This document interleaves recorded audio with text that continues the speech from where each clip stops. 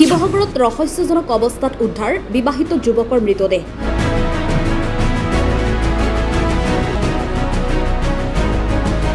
হত্যাৰ সন্দেহ স্থানীয় ৰাইজৰ।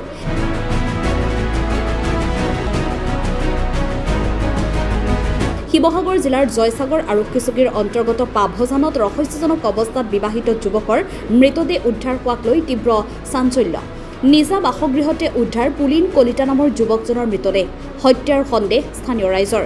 মৃতদেহত আঘাতৰ চিন স্পষ্ট।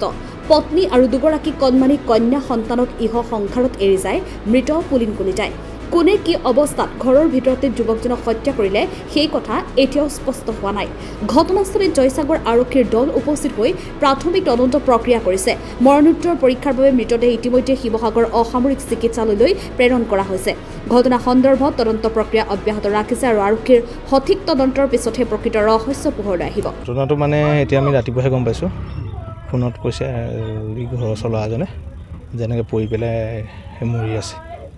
বাকীখিনি বাৰু আমি নাজানো কেনেকৈ কি হৈছে, কিন্তু এইটো সন্দেহ এটা হৈছে। এইটোতো সি নিজে মৰা নাই, কোনোবাই মাৰিছে বুলি সন্দেহ এটা মই ভাবিছোঁ আৰু।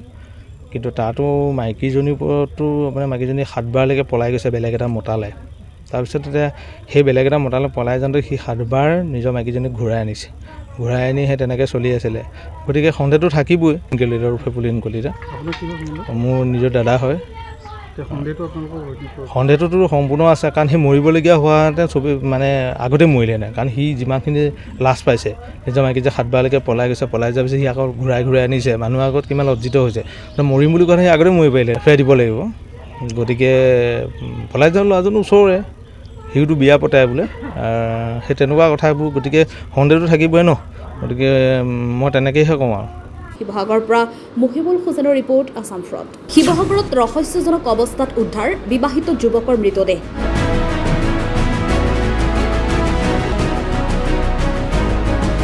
হত্যাৰ সন্দেহ স্থানীয় ৰাইজৰ।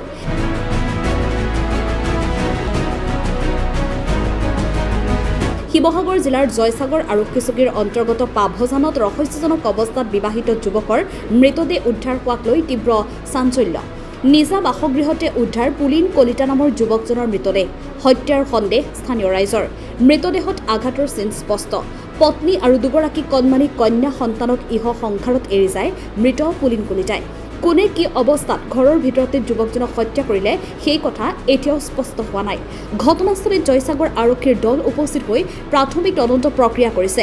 মৰণোত্তৰ পৰীক্ষাৰ বাবে মৃতদেহ ইতিমধ্যে শিৱসাগৰ অসামৰিক চিকিৎসালয়লৈ প্ৰেৰণ কৰা হৈছে।